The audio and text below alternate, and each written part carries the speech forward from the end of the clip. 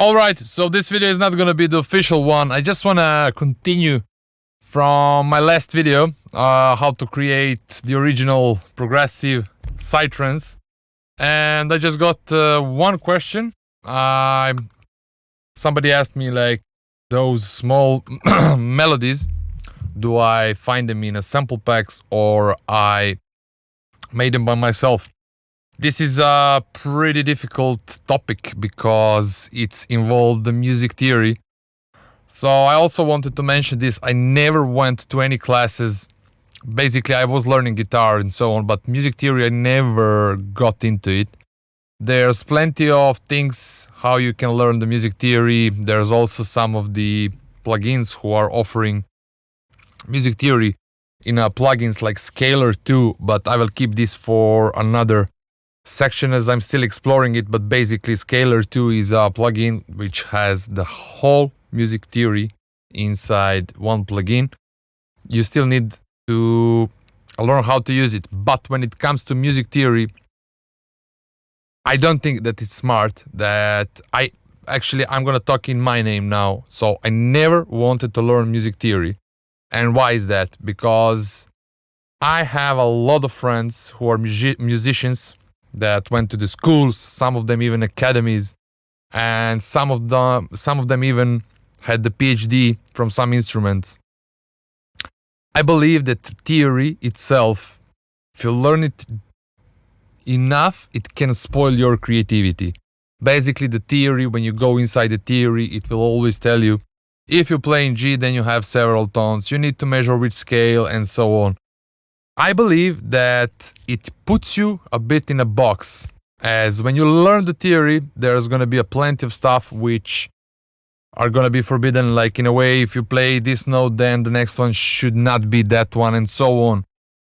Whole theory has sense, but I believe that decisions should be made by ears, by listening. If you do not feel that something is wrong, I advise you to make that mistake, and have people telling you like, man, this is not the good thing. And then you will learn just enough of the theory to make your music good. So how do I make my melodies?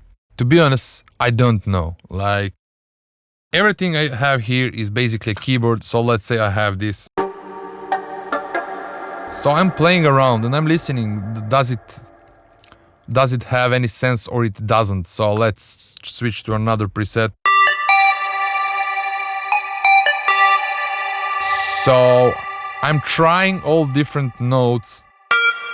When it comes to the chords, for example, just a second to turn off the solo. Yeah. No, this one is not possible.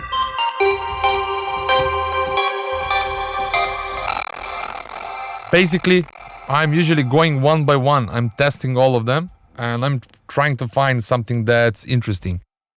Sometimes I will open the scalar, which I'm gonna show you right now, but I don't know how to use it properly.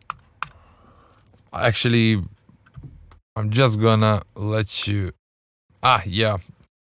Sorry. So I'm not gonna open scalar right now. I'm gonna keep that for another video.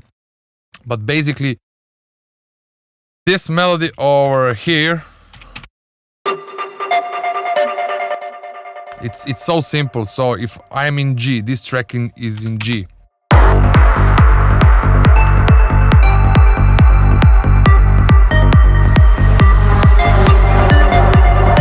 So what I played over here is G, and then I know that every root note that two steps under it they always gonna go good. So if I press G and the next note, if I press F, it's gonna be amazing.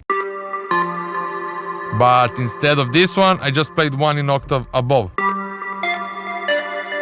And the third note was the seventh. The seventh always goes good. To be honest, I learned in a theory later, like several years ago, about the seventh, and I saw it so many times, but I didn't know what it means. But I found myself by experimenting that when you press the one note, that the seventh note, if you go 1, 2, 3, 4, 5, 6, 7, the next one is gonna be really good. Basically, if you go in a scale, this is not the seventh note, this is the fourth or fifth. It depends of the scale and so on. So I do not advise you to go in details in a full theory.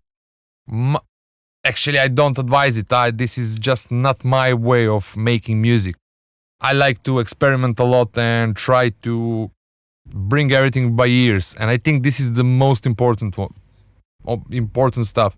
So first thing, everything in a DAWs, all the plugins, everything is so shiny, has a really nice features, so fancy knobs, analyzers are jumping. So it's making us to make a decisions by visual stuff, and also learning the theory and everything is just just a try to find the formula for something to succeed. I was looking for formulas the whole my career, and I never found even one. So every time I thought that I found the formula, I tried to repeat that in the next track, and it just didn't work. And I tried so many times to find the formulas, and to be honest, I believe that it's not possible. So when it comes to making a really interesting track, I believe the first thing is that you listen, and if that's the root of making your decisions, you're on a good way. The second thing is, if one track is not good enough and you want to make it to be perfect, my advice is just to keep it, maybe put it from a side, or even to release it and start working on the next one, as there needs to be some space of development, of progress in your work. So you won't be able just to come to one point in your career and that every track is gonna be huge and a hit. It just doesn't work like that, from my experience. So you can just make music, and if you are not like 100% happy, leave that space a little bit for the next tracks where you can be able to make a progress, because it's really important that you make a progress in your career as well. As if you don't make a progress, the people will start being not so happy. Like when you put some standards, if you stay on the same level, not gonna be enough to keep your career. You will need to evolve every time, and just leave a little bit of space for that. So anyway, I just thought it would be smart to give you a short video like this one, just to share some thoughts that I had in my mind. Basically, I won't even make a thumbnail, or I won't be even editing this video and so on. I just thought that it will be a nice next video from last one I released yesterday. Oh yeah, see you soon. Bye, ciao.